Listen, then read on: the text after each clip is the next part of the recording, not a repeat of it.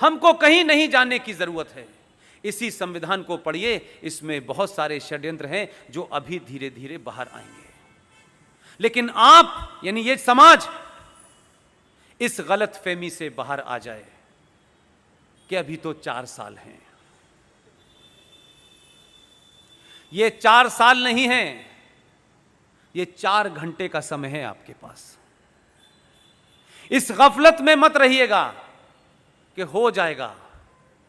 ध्यान रखिएगा, 1000 साल के बाद उनको सनातनियों की ताकत का अंदाजा हुआ है। उनको एहसास हो गया है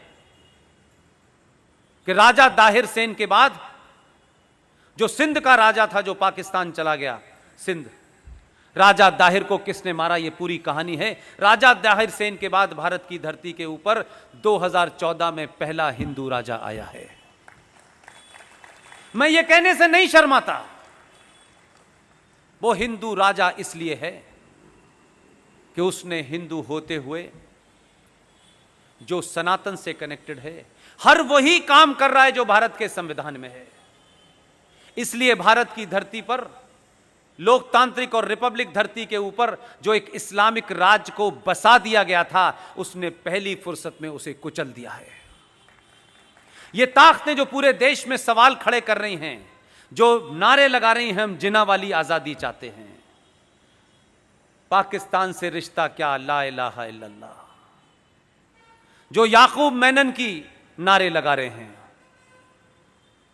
जो दुनिया भर में वहां की औरतें जिन्हें आप कहते हैं ये बेचारी बुजुर्ग महिलाएं हैं, बुजुर्ग कोई भी हो, बुजुर्ग ही होता है, उसके प्रति हमारे मन में कोई बुरा भाव नहीं है। लेकिन अगर आप ये तकरीर करेंगी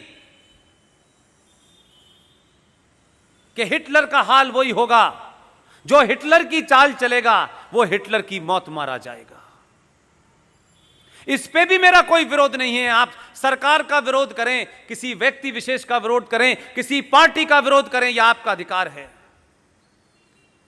लेकिन 2020 का भारत का विरोध नहीं करने देगा। आप आइडिया ऑफ इंडिया को नहीं तोड़ सकते हैं। एक महिला की स्पीच सुनिए, वो अपनी स्पीच में कह रही है कि ए जालिमों, यानी सत्ता और इस सत्ता के साथ खड़े होने वाले लोगों को वो ए जालिमों करके एड्रेस करती है। और इतनी फिलॉसफिकल बात ऐसे ही हल्के में नहीं कही जाती है, उसके पीछे बड़ा नैरेटिव होता है।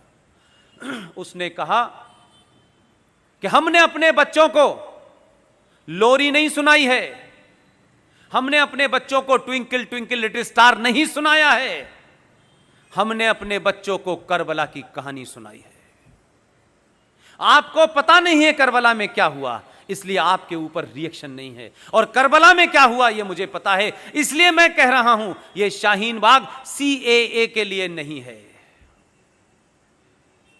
यह एक सरकार के आने के बाद इस देश की धरती पे, इस देश की विधानसभाओं में, इस देश के संसद के अंदर, इस देश के संविधान के अंदर जिस तरीके से नाजायज तरीके से डरा डरा करके, जैसे मौलाना आजाद ने, ये किसने कहा, कहां कहा पता नहीं, लेकिन खुद ये आइडिया एक मार्केट में फ्लोट कर दिया मौलाना आजाद ने कि देखिए पूरा वंदे मातरम गाने से मुसलमानों की आहत हो रही है और वो चाहते हैं कि इसमें बदलाव हो, क्रिएट कर दिया। और खुद ही कमेटी के मेंबर भी बने और 3-4 और जोकरों को रख के उसे कहा कि इसको खत्म कर दिया जाए। इसलिए कुछ लोग तेज हैं क्या नैरेटिव क्रिएट करना है। उसने जब ये कहा कि हमें करबला की शहादत का पता है, मैं उन्हीं मुसलमानों से एक सवाल कर रहा हूं, सच बताओ कुरान शरीफ पे हाथ रख करके, करबला में क्या हुआ था? अगर यह हिम्मत नहीं है तो हिंदुओं को और सनातनियों को झूठ बोलने के लिए करबला का इस्तेमाल मत करो। करबला में तुमने मोहम्मद साहब के खानदान, उनके नवासों के नवासे, उनकी हत्याएं करके उनकी गर्दनों को नेजों के ऊपर, नेजों कहते हैं बड़े बड़े त्रिशूलों के ऊपर लेकर के शाम की गलियों में उनकी औरतों को बेराबरू होकर घुमाया था। तुमने ये किया था, तुम किसको बताना चाहते हो? तुम तो न मोहम्मद के सगे हो न उनके खानदान के सगे हो। तुमने तो उनके दामाद को नमाज पढ़ते हुए उनका कत्ल किया। तुमने तो मोहम्मद की बेटी के घर में आग लगाई और जलते दरवाजे में उन्हें मार के दफन कर दिया। तुमने उनके नवासों की गर्दनें काटी।